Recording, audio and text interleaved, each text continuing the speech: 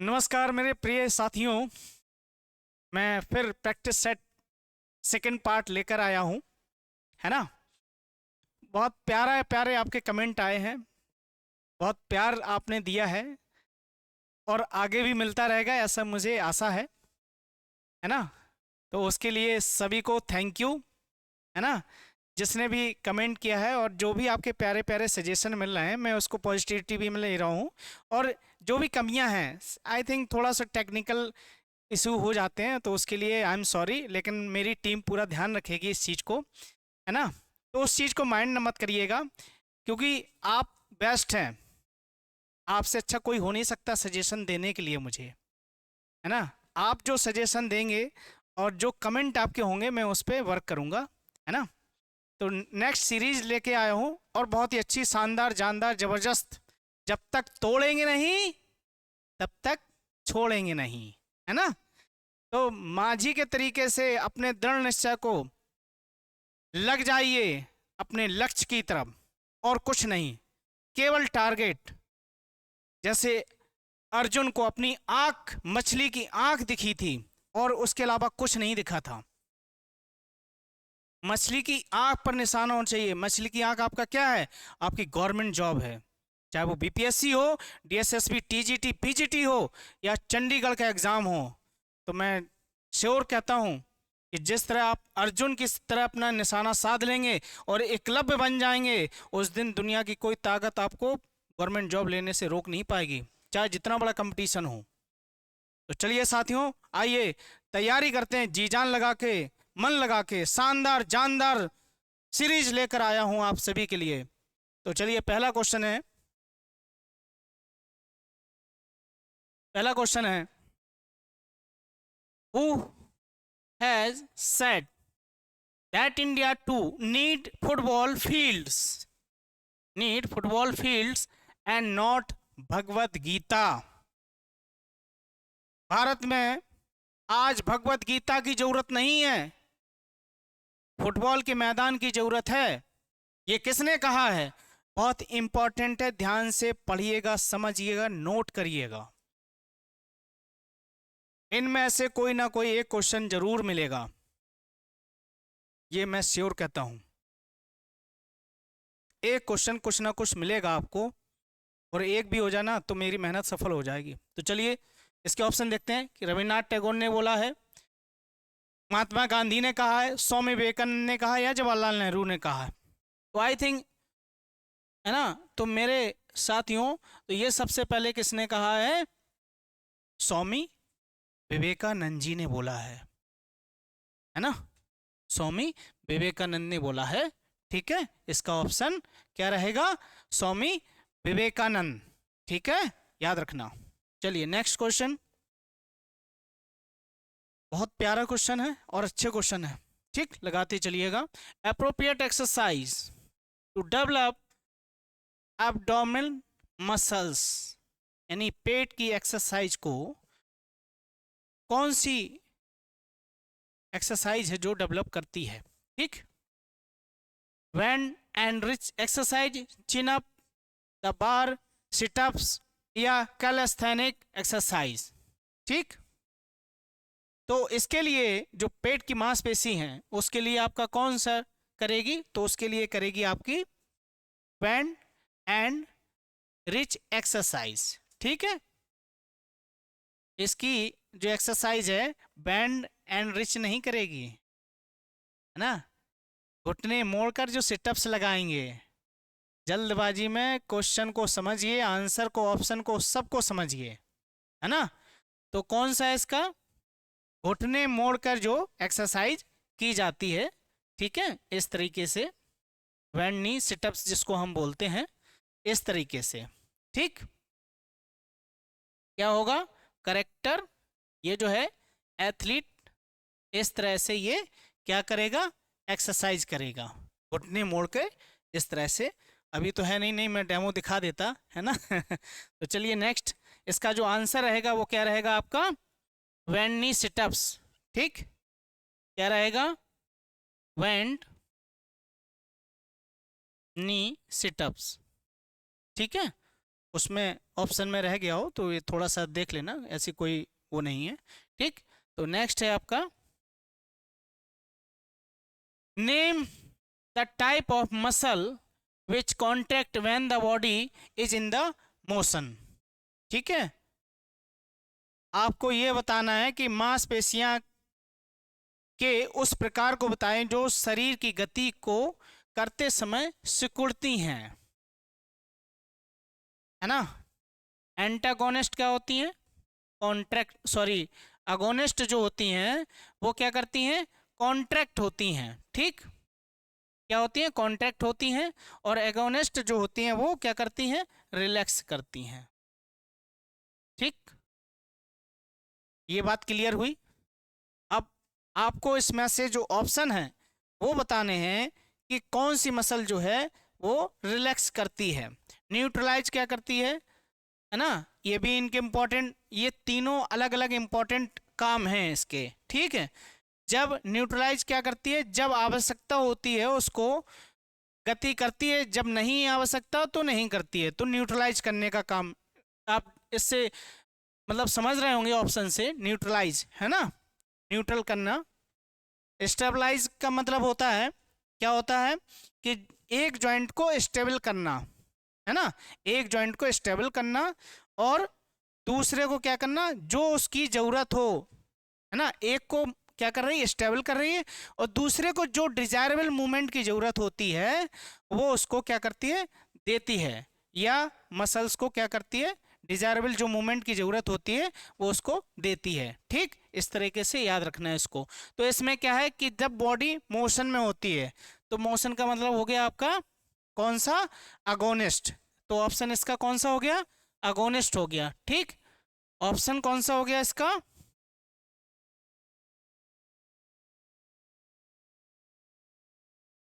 कौन सा हो गया, अगोनिस्ट हो गया। ठीक, इस चीज को याद रखना। चलिए next question, the from point of sociology, याद रखना sociology, which of the following is a primary group.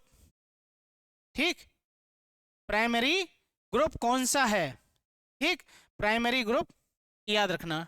Okay, तो समाजशास्त्र की दृष्टि से निम्नलिखित में से प्रथम समूह कौन सा है, याद रखना। जो सबसे पहली जो आपकी क्लास शुरू होती है, बच्चे का जो भी मतलब स्टार्टिंग होती है, जो सीखता है बच्चा वो कहाँ से सीखता है भाई, इस चीज को दिमाग में रख लो अपने। तो जो बच्चा सीखता है वो सबसे पहले कहाँ से सीखता है, अपनी फैमिली से सीखता है। कहाँ से सीखेगा, फैमिली से सीखेगा, वहीं से स्टार्ट होता है उसका सोशोलॉजी, समाजीकरण वहीं से स्टार्ट होता है, कहाँ से, परिवार से। तो ऑप्शन क्या रहेगा आपका, परिवार, फैमिली। क्लियर, चलिए, हाइड्रोथेरेपी मींस, देखिए क्वेश्चन आए तो ये नहीं मुझे आता है और मैं तुरंत इसका आंसर ढूंढ लिया, कर लिया, उसको समझना है कि क्वेश्चन क्या कह रहा है ना। रीड करना है केयरफुली, आपको भले ही आता हो कि मुझे 20 में से 20 क्वेश्चन पूरे आते हैं, तुरंत फटाफट उसके आंसर लगा दिए और ये देख लिया, वो नहीं। आपको क्वेश्चन को केयरफुली पढ़ना है कम से कम 1 से 2 बार। ठीक है, तो hydrotherapy means therapy with the waves, या थेरेपी विद वाटर, या थेरेपी विद ऑयल, या थेरेपी विद हीट, है ना। ये मसाज का पार्ट है, बहुत इंपॉर्टेंट है। अभी तो मैं एमसीक्यू सीरीज चला रहा हूँ, इसके बाद मैं जो है ना आपको एक एक मिनट वाइज मैं कराता रहूंगा। ठीक, जल चिकित्सा का अर्थ है तरंगों से उपचार, पानी से उपचार, तेल से उपचार, या गर्मी से उपचार। ठीक, जहां हाइड्रो की बात आ जाए, जो बच्चे समझदार हों, या यहाँ पे सभी जितने भी मेरे लिसनर हैं या लर्नर हैं, एस्पिरेंट हैं, सब बहुत अच्छे हैं और बहुत अच्छा पेपर करेंगे, चाहे किसी का 1 नंबर से रहा हो, है ना। तो इसको माइंड मत, पीछे का पास्ट अगर आप लेके चलेंगे तो प्रेजेंट को अच्छा नहीं कर सकते हैं। पास्ट की गलतियों से प्रेजेंट को अपना अच्छा करिए सिलेक्शन 100% होके रहेगा, ये मैं गारंटी देता हूँ। पास्ट को लेके मत रोइए कि मेरा 1% से नहीं हुआ, मेरे 72 आए, 73 आए, 74, ये सब छोड़ जाओ। अपनी हिस्ट्री सक्सेस की खुद लिखो, खुद रिपीट करो, खुद रिवीजन करो और खुद अपने नोट्स बनाओ, उस पर रिवीजन करो बार बार। तो इसका जो आंसर रहेगा वो क्या रहेगा कि थेरेपी विद द वाटर, पानी से उपचार। क्लियर? चलिए next. Which is not of the following the factor affecting physical fitness and wellness? Coordinative ability, speed, good posture, explosive strength. निम्नलिखित में से कौन सा घटक दक्षता, स्वस्थता और वेलनेस को प्रभावित नहीं करता है? भैया इसको याद रखना, नहीं वाले पे ये मत सोचना जल्दबाजी पे आपको आ गया और आपने कर दिए, आपने पढ़ लिया फैक्टर अफेक्टिंग द बैलेंस, तुरंत लगा दिया ये ऑप्शन है, बस ये नहीं। क्वेश्चन को देखो उसमें क्या कहा है, नोट तो नहीं है कहीं, अगर नोट है तो उसको देखो, चेक करो, है ना। तो कौन सा इफेक्ट नहीं करता है, तो नहीं में कौन सा आएगा आपका? एक्सप्लोसिव स्ट्रेंथ आएगा। ठीक, तो ऑप्शन भैया कौन सा रहेगा आपका? फोर्थ, एक्सप्लोसिव स्ट्रेंथ जो है वो आपको फैक्टर अफेक्टिंग नहीं करेगा। ठीक है, चलिए नेक्स्ट।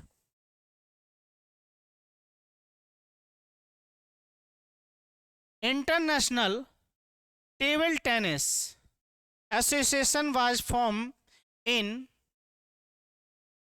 ईयर, कौन से? हाँ ये इंपॉर्टेंट है, मेरी आपसे रिक्वेस्ट है कि जितने भी फेडरेशन वगैरह हैं उनका आप ज़रूर याद कर लेना किस ईयर में क्या पूछा गया है, क्या नहीं पूछा गया है, कौन सा गेम किस ओलंपिक में आया है। इसकी भी टेस्ट सीरीज़ रहेगी और आएगी भी, मैं बताऊंगा भी। लेकिन आप ये समझिए कि आपको उस जितने भी इंटरनेशनल फेडरेशन हैं उनके भी डेट वाइज से क्वेश्चन आएंगे, पूछे जाएंगे। टीजीटी है ना, एलटी ग्रेड टीचर का है, केबीएस, एनबीएस जो फ्यूचर में आएंगी, है ना, इस तरह से एक ना एक पूछा जाएगा। तो मेरे प्यारे साथियों ऑप्शन है आपका 24, 26, 27, 28, 27 और 1930 है। अब इन चार ऑप्शन में ये देखिए, आपको पता है किस ईयर में कौन कौन आया है। तो सबसे पहले जो है 1924 में भैया क्या आया था? तो 1924 में आपका आया था फेडरेशन इंटरनेशनल हॉकी। ठीक है, फेडरेशन इंटरनेशनल हॉकी, इसका 7 जनवरी 1924। ठीक है, और टेबल टेनिस वाला जो आया था वो आपका 1926 में। तो ऑप्शन इसका क्या रहेगा? 1926।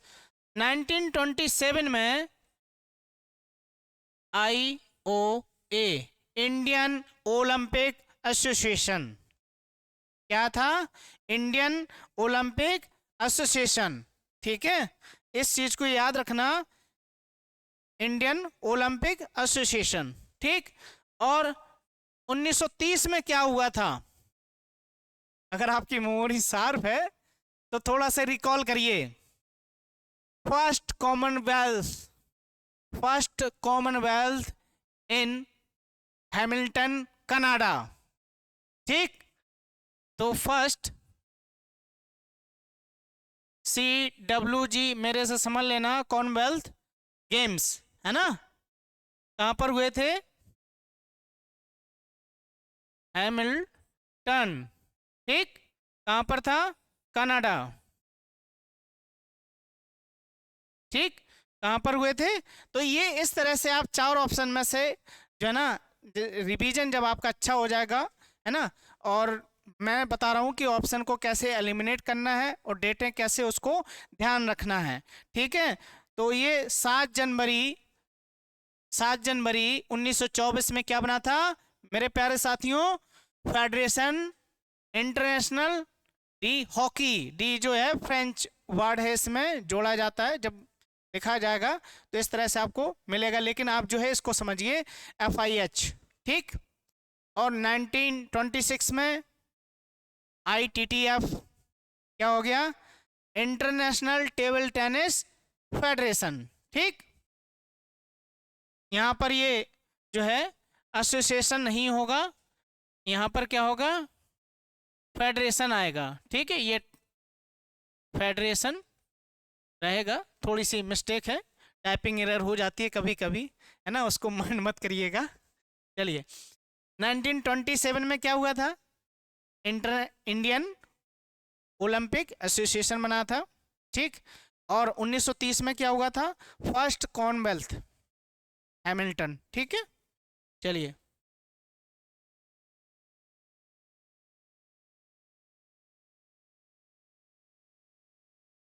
चलिए नेक्स्ट क्वेश्चन। नेक्स्ट क्वेश्चन बहुत इंपॉर्टेंट है, ये भी ध्यान रखिएगा। ओलंपिक गेम नहीं, in which Olympics India participate, in which Olympic India participated in basketball game, ठीक है। तो किस ओलंपिक में भारत ने बास्केटबॉल स्पर्धा में भाग लिया था, 1964, 1972, 1976 या 1980 ओलंपिक, है ना। भारत ने किस वर्ष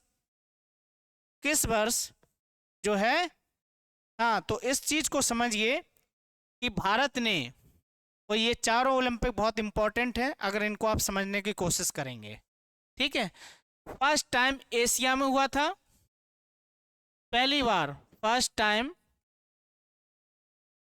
इन एशिया, भैया एशिया को पहली बार मिला था, कौन सा, ये टोक्यो ओलंपिक, ठीक है। टोक्यो ओलंपिक जो है फर्स्ट टाइम किसको मिला था, एशिया को मिला था, ठीक है। हाँ, म्यूनिच ओलंपिक जो है, ये म्यूनिच ओलंपिक जो था, इसमें क्या हुआ था, आपने एक सुना हो, एक मूवी भी है इस पर, म्यूनिक मैस्केयर, ठीक।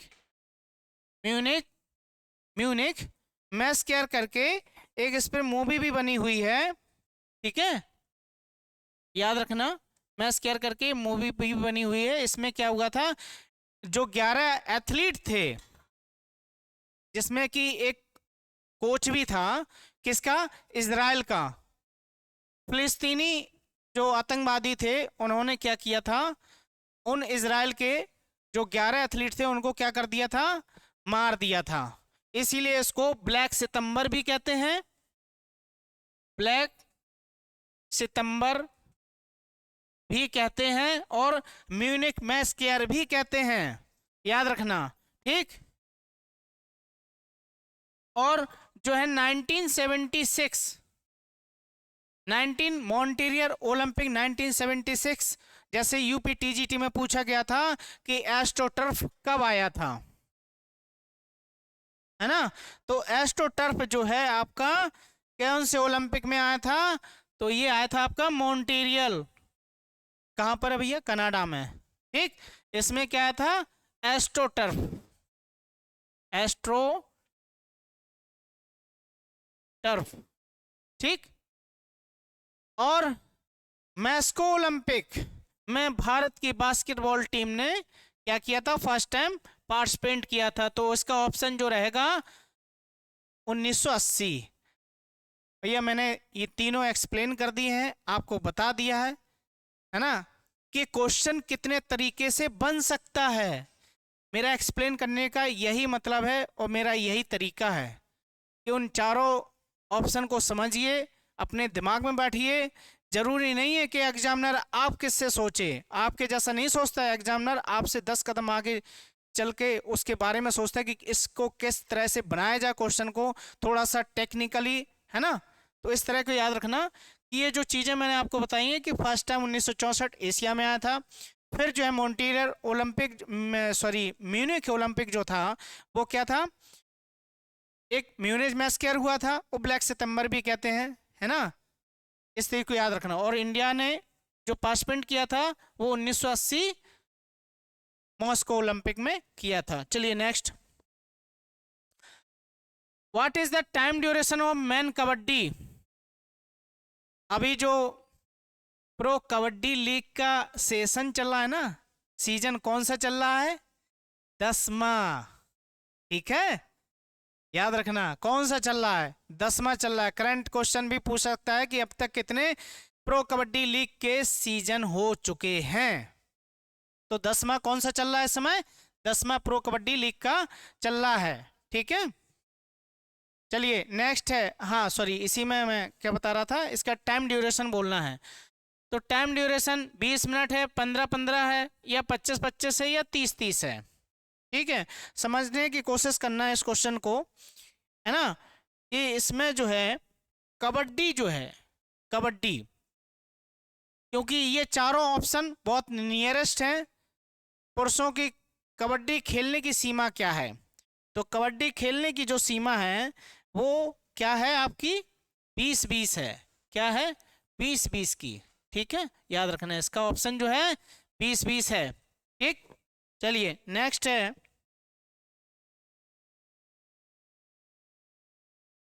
How many point are given for lona in kabaddi games? Kabaddi में लोना बहुत पूछा जाता है ये क्वेश्चन, कभी आपके ये यूपीटीजीटी 13 में भी आया हुआ था ये क्वेश्चन इस तरीके से, है ना। पीपीएससी में भी दे सकते हैं, क्यों नहीं दे सकते हैं, आ सकता है क्वेश्चन, है ना। चलिए, तो इसमें क्या है? 5 पॉइंट, 4 पॉइंट, 3 पॉइंट, 2 पॉइंट। तो लोना में क्या होता है कि 2 पॉइंट दिए जाते हैं। कितने? 2 पॉइंट दिए जाते हैं, है ना, टीम ऑल आउट होने पे, ठीक।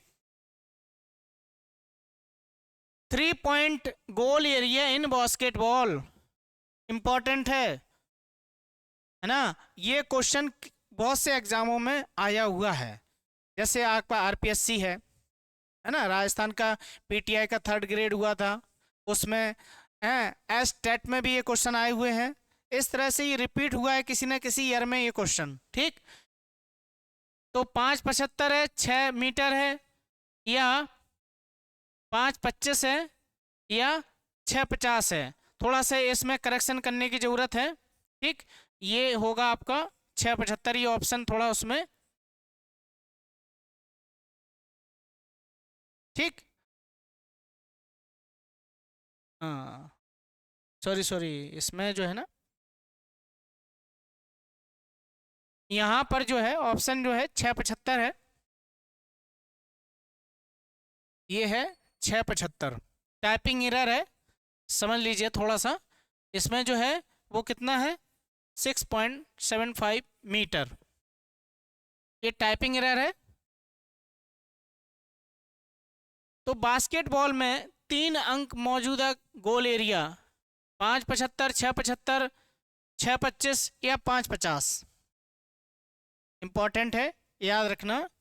जो गोल का डी एरिया, इसका डी एरिया होता है 6.75, 3 पॉइंटर लाइन जिसको हम बोलते हैं, है ना। तो वो क्या है आपकी? ऑप्शन नंबर 2 कितना है? 6.75 है, ठीक, याद रखना। वेट ऑफ फुटबॉल इंपॉर्टेंट है, इंपॉर्टेंट है, वेट ऑफ फुटबॉल, ठीक है। चलिए, तो वेट ऑफ फुटबॉल कितना होता है? 390 से 4.5 ग्राम तक, या 396 ग्राम से लेके 450 ग्राम तक, 396 ग्राम से लेके 453 ग्राम तक, या 498 से लेके 398 से लेके 453 ग्राम तक। फुटबॉल का वजन है, बहुत नियरेस्ट वेट दिए गए हैं। हो सकता है इसमें ऑप्शन और चेंज कर दे और नियरेस्ट वैल्यू दे दे, है ना, आपको घुमाने के लिए। तो इसका जो ऑप्शन रहेगा वो रहेगा आपका कितना होता है? 396 से लेके 453 ग्राम तक होता है। कितना होता है? 396 से लेके 453 ग्राम तक। मंजिल अगर पानी है तो अपने जी जान लगा दो, बस, और कुछ नहीं। हमें टारगेट के अलावा और कुछ नहीं दिखना चाहिए। Last hurdle distance finish line, ये एथलेटिक्स में हार्डल की ऊंचाई है ना, हार्डल का वेट है, हार्डल की डिस्टेंस है, पहला दूसरा हार्डल, इस तरीके से है। डेकाथलॉन है, हेप्टाथलॉन है, इस तरीके से ये क्वेश्चन आते हैं, पूछे जाते हैं। मैं आपको वे ऑफ क्वेश्चन बता रहा हूँ जो कंपटीशन में आते हैं, इनको ज़्यादातर पूछा जाता है। ठीक है, तो ये जो है कितना रहेगा, फिनिश लाइन से 40 मीटर, कितना रहेगा, लिखा है लास्ट हार्डल फिनिश लाइन से। ठीक है, फिनिश लाइन से लास्ट हार्डल की जो है इस तरह की डिस्टेंस ये पूछ रहा है। ठीक, ये फिनिश लाइन है आपकी, और ये जो लास्ट हार्डल है लगा होगा, है ना, वो पूछ रहा है इसका कितना होता है, वो होता है 40 मीटर। ठीक, जब नेक्स्ट एथलेटिक की पीपीटी मतलब बताऊंगा, उसमें ये सारे आपको एक एक मेजरमेंट का, उसका वेट, हाइट, वुमेन, गर्ल्स, ये सब एक्सप्लेन कर दूंगा, डोंट वरी, है ना। चलिए, angle of throwing sector in short put, देखो एक यूपी टीजीटी में क्वेश्चन आया था और सभी लोग उसको जानते थे, जेवलिन थ्रो में सेक्टर का, है ना, फिर भी उसमें बहुत से लोगों ने गलत किया। तो इसीलिए कि हो सकता है आपको जल्दबाजी में कि हमको आता है, ऑप्शन कुछ और भर रहे हैं और कर और कुछ दिया आपने गलती, है ना। तो कितना होता है, 14.92, 34.92, 45.92 या 42.92, वैल्यू हमेशा बहुत केयरफुली होके देखिएगा, समझिएगा, है ना। गोला फेंकने का सेक्टर, ठीक, गोला फेंकने का सेक्टर का जो एंगल होता है वो आपको बताना है, इसका जो एंगल होगा, ठीक, वो आपको बताना है। तो कितना होता है, इसका एंगल जो होता है वो होता है 34.92। आप कहेंगे सर बहुत इजी इजी ला रहे हैं, इजी इसलिए ला रहा हूँ, समझिए, गलती ना हो, जो हमको आते हैं उनमें तो गलती ना हो कम से कम, है ना। इसीलिए मैं थोड़ा सा, मैंने क्या बोला था कि सिंपल टू कॉम्प्लेक्स चलूंगा। अगर मेहनत करनी है तो सुबह उठना ही पड़ेगा पढ़ने के लिए, कोई उठाएगा नहीं कि नहीं तुम उठ जाओ तुम्हारा एग्जाम है, खुद से अपने आप से सेल्फ मोटिवेट होना पड़ेगा। जब तक आप सेल्फ मोटिवेट नहीं हो गए, दुनिया की कोई भी ताकत आपको पढ़ा लिखा के समझा नहीं सकती कि नहीं हाँ कि इसका टॉनिक आता है और 2 ढक्कन डाली और आपको पूरी बुक याद हो गई। टॉनिक क्या है, टॉनिक आपकी सेल्फ इंस्पिरेशन है कि मुझे अपने माँ बाप के लिए, कि बहुत मेहनत करके उन्होंने मुझे यहाँ तक पहुँचाया है, कम से कम उस मेहनत का तो एक एक एक पॉइंट ही दे दें उन्हें, हम जिंदगी में कुछ नहीं दे सकते, तो उन्हें जिंदगी में अपना सिलेक्शन होके दिखा दें, तो जो खुशी मिलेगी माँ बाप को ना, मुझसे बेटर कोई नहीं जानता उस चीज़ को, क्या खुशी मिलेगी वो, है ना। तो इस चीज़ को याद रखो, मेहनत करो और कुछ नहीं, दुनिया क्या कहती है छोड़ दो, कान अपने बंद रखो, दिमाग को केवल फोकस रखो अपने टारगेट पे बस।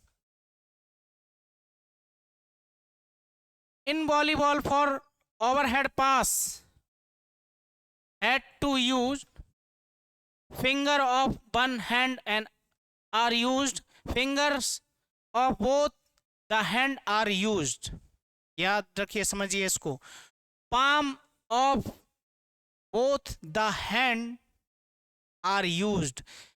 हमारे बहुत से जो एस्पिरेंट हैं, इसमें बहुत से वॉलीबॉलर होंगे, वो समझ गए होंगे कि सर ने क्या बोला है और इसका मुझे क्या आंसर लगाना है। लेकिन मेरे प्यार साथियों, मैं आपको भी बताऊंगा कि इसको याद कैसे करना है। ठीक है, वॉलीबॉल सिर के ऊपर से पास देने पर, पास देने पर, ठीक है, तो क्या करते हैं हम, इस तरीके से पास देते हैं, ऐसे तो नहीं रखते ना हम, बॉल को ऐसे तो नहीं रखते कि लो ऐसे पास दे दिया, ऐसे नहीं देते ना, कैसे रखते हैं हम, फोरहेड के पास, इस तरीके से। क्लियर हुआ, है ना।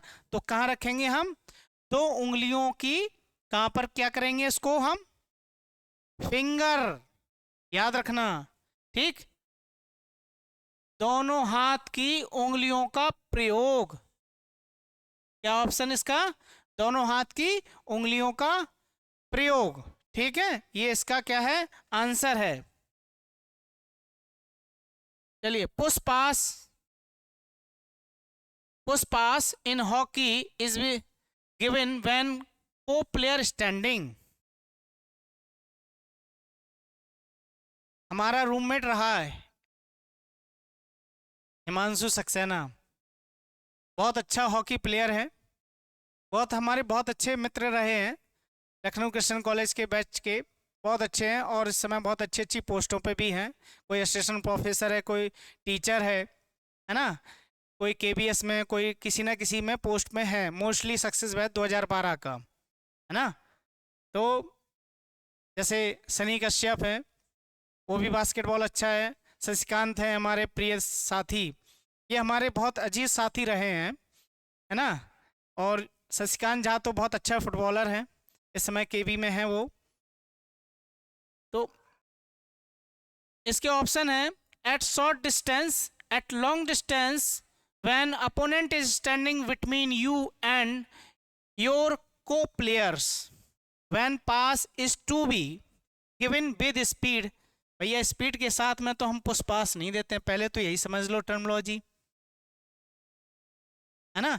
पुश पास जो दिया जाता है वो क्या दिया जाता है कि जब प्लेयर कैसी आपके साथ में थोड़ी दूरी पर खड़ा हो, पुश पास। ठीक है, सॉरी मेरी कला तो उतनी अच्छी नहीं है, लेकिन जो है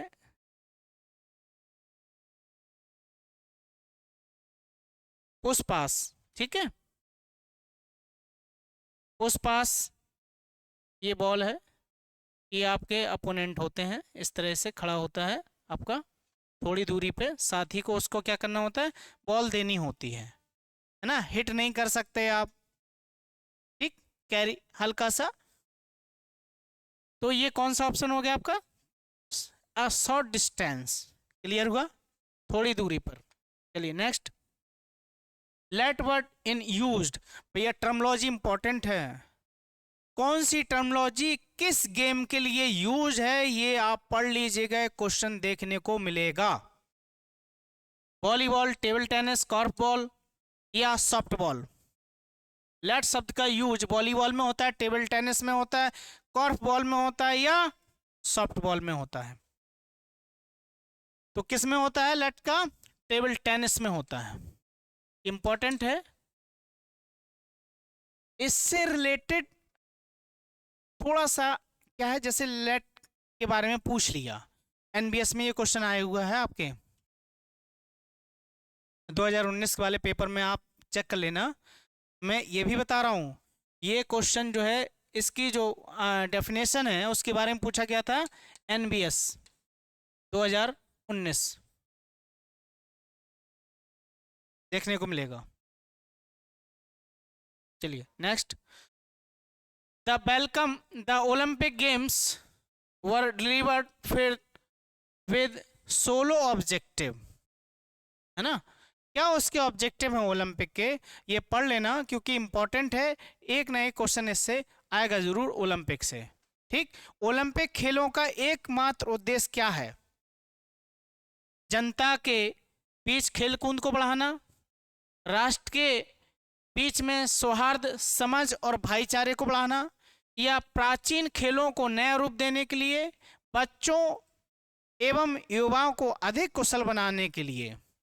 तो जैसे आपने अगर उसके ऑब्जेक्टिव पढ़े हों तो आपको पता है कि इसका जो ऑप्शन है वो क्या रहेगा। तो याद रखिए कि जब ओलंपिक होते हैं, है ना, तो जब कई नेशन जो उसमें पार्टिसिपेट करते हैं, है ना, जैसे आपने एक टोक्यो ओलंपिक हुआ था 2021 में, जो 20 में होना था, लेकिन कोविड की वजह से, पैंडमिक जो बीमारी आती कोविड-19, उसके वजह से क्या हुआ था कि उसको पोस्टपोन करे गए थे, तो 2021 में हुए थे। हाई जंपर में देखिएगा उसमें कितना अच्छा एग्जाम्पल मिला है एक दूसरे को भाईचारे का। हाई जंप में मैं ये भी बता दूं, लास्ट में शेयर किए गए थे मेडल दोनों ने। ठीक, तो इस तरह से इसमें क्या होगा कि राष्ट्रों के बीच सौहार्द, समझ को बढ़ावा देने के लिए, राष्ट्रों के बीच सौहार्द, समझ और भाईचारा बढ़ावा देने के लिए। ठीक है, तो इसका ऑप्शन नंबर क्या रहेगा? 2। Next, the 5 interlink ring of 5 different colour on the Olympic flag. ये फ्लैग, ठीक है, ओलंपिक फ्लैग रहेगा। ठीक है, FLAG है ना, ये ओ गया है तो ओ नहीं है भैया, इसको थोड़ा सा टाइपिंग एरर है, फ्लैग रहेगी FLAG। ठीक है, क्या रहेगी इसकी? ये टाइपिंग एरर है, इसको थोड़ा सा रखिएगा। The unity of the world, the brotherhood among mankind, the international cooperation, the sport spiriting of men। खेल की खेल भावना से खेला जाता है कोई भी खेल है। दुनिया की एकता, मानव जाति में भाईचारा, अंतर्राष्ट्रीय सहयोग या खेल भावना। तो जो ओलंपिक होते हैं वो रिप्रेजेंट क्या करते हैं? वो रिप्रेजेंट करते हैं दुनिया की एकता, the unity of world. Clear हुआ? इस तरीके से ये क्वेश्चन आते हैं। Clear? Next, the venue of summer Olympic, the venue of summer Olympic, Athens, Atlanta, Sydney, Seoul. Athens ग्रीष्म ओलंपिक 2020 के का खेल स्थान। कभी पूछ दे कि ग्रीष्म ओलंपिक 1980, तो 1980 कहाँ पर हुआ था? मास्को। अभी रिसेंट में बताया जो मैंने। ठीक है, तो इसका एथेंस है, अटलांटा है या सियोल है? तो जो इसका जो ऑप्शन है वो क्या रहेगा आपका? सिडनी। भैया ये फेमस है सिडनी ओलंपिक। इसमें क्या किया गया था? 2 पॉइंट हैं और बहुत ध्यान से सुनिएगा। वे 2 पॉइंट आपके हो सकता आने वाले एग्जाम में वही पॉइंट आ जाएं। तो सबसे पहला जो पॉइंट है कि इसमें ओथ ली थी ऑफिशियल एंड प्लेयर। ठीक, ओथ ली थी ऑफिशियल और प्लेयर ने किसके? डोपिंग के अगेंस्ट। दूसरा क्या था? दूसरा ऑप्शन ये था कि जो कर्णम मल्लेश्वरी थी,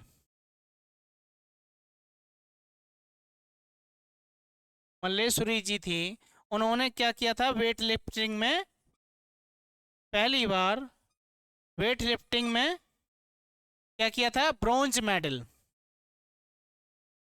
ब्रॉन्ज मेडल कौन सा मेडल था? कर्णम मल्लेश्वरी का ब्रॉन्ज मेडल था। 2 पॉइंट बता दिए आपको। पहला तो ओथ ली थी ऑफिशियल प्लेयर ने डोपिंग के अगेंस्ट। ठीक, दूसरा था कि कर्णम मल्लेश्वरी जी ने वेट लिफ्टिंग में ब्रॉन्ज मेडल लिया था। Next, in which year major Dhyanchand खेल रत्न award was instituted? 1991, 92, 93, 94। Major Dhyanchand खेल रत्न अवार्ड की जो है पुरस्कार किस वर्ष प्रारंभ हुआ था? तो मेरे प्यारे साथियों, ये पहले तो इसका नाम था क्या? मैं कई बार बता रहा हूँ, अपने जितने भी वीडियो हैं उनमें बार बार बता रहा हूँ, क्योंकि आप बार बार उसको सुने समझें। ये अगर ईयर ना दिया उसमें पूछ दिया जाए कि राजीव गांधी से मेजर ध्यानचंद खेल रत्न अवार्ड कब नाम चेंज हुआ, तो अगस्त 2021। तो इसका ऑप्शन जो है 1991, राजीव गांधी खेल रत्न अवार्ड का जो ईयर है वो यही ईयर है, लेकिन जो नाम चेंज हुआ था वो अगस्त 2021 में इसका नाम चेंज हुआ था। तो ऑप्शन जो है आपका 1991 रहेगा। चलिए next, Pele was the prominent player of hockey, football, basketball, volleyball. Pele एक प्रसिद्ध खिलाड़ी था। फुटबॉल का, हॉकी का कौन नहीं जानता भैया। ग्रेटेस्ट प्लेयर ऑफ ब्राज़ील, सबसे वर्ल्ड के सबसे बेहतरीन खिलाड़ी थे पेले। वो किससे थे? फील्ड से। नेक्स्ट, बहुत इंपॉर्टेंट है ये ट्रॉफी। मौलाना अबुल कलाम आज़ाद माका ट्रॉफी, ये बेस्ट यूनिवर्सिटी, सबसे ज़्यादा JNU, उसके बाद आपकी पंजाबी यूनिवर्सिटी पटियाला, है ना, ये इम्पोर्टेंट है। सबसे ज़्यादा चंडीगढ़, सॉरी अमृतसर, गुरु नानक देव यूनिवर्सिटी को दिया गया सबसे ज़्यादा। उसके बाद है पंजाबी यूनिवर्सिटी पटियाला, फिर जो है Punjab university Chandigarh, central university. ठीक, तो किसको दिया जाता है? ये यूनिवर्सिटी को दिया जाता है। किसको दिया जाता है? यूनिवर्सिटी को दिया जाता है। Next, in which year Dronacharya award, Dronacharya award सबसे पहले किसको दिया जाता है? द्रोणाचार्य अवार्ड दिया जाता है किसके लिए होता है? ये कोच के लिए होता है ना।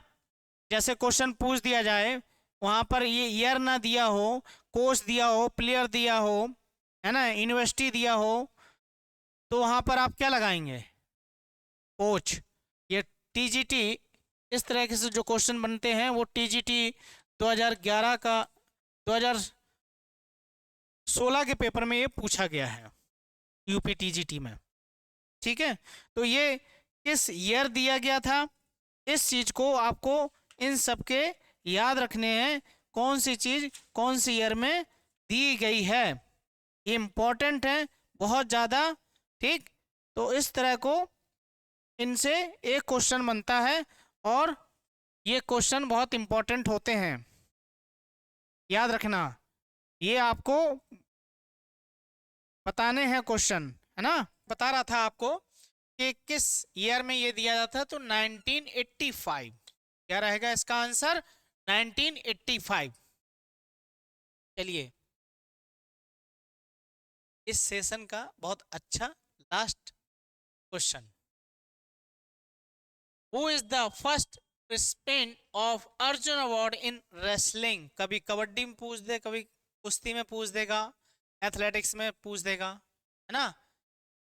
इस तरह से क्वेश्चन आपसे पूछे जा सकते हैं। जैसे एथलेटिक्स में गुरबचन सिंह रंधावा, ये क्वेश्चन लिख लो, TGT वगैरह में आता ही है ना, इस चीज को याद रखना। सुशील कुमार, मास्टर चंद्रगिरी राम, उदयचंद, सतपाल। सतपाल कौन? किसके कोच थे? किसके कोच थे? सुशील कुमार के कोच थे, याद रखना। सतपाल जी किसके कोच थे? किसके कोच थे? हाँ, गुड, किसके कोच थे? सुशील कुमार के। ठीक है, तो इसका जो सबसे पहले जिन्होंने ये ऑप्शन, मतलब जिन्होंने ये अवार्ड लिया था, किसने लिया था? उदयचंद को सबसे पहले इसमें रेसलिंग में आपको जो है मिला था अवार्ड। ठीक, तो मुझे आशा है कि मेरे द्वारा जो क्वेश्चन आंसर प्रैक्टिस सीरीज लेके मैं चल रहा हूँ बहुत अच्छी लगेगी। और मेरे प्यारे साथियों, मैं फिर कहता हूँ, बहुत अच्छे अच्छे आप कमेंट करते हैं, बहुत अच्छा लगता है मुझे, इंस्पिरेशन मिलती है ना। तो जुड़े रहिए, बने रहिए। और कह के कहता हूँ, फिर से कहता हूँ कि शिक्षा वह शेरनी का दूध है जो जितना पिएगा उतना दहाड़ेगा।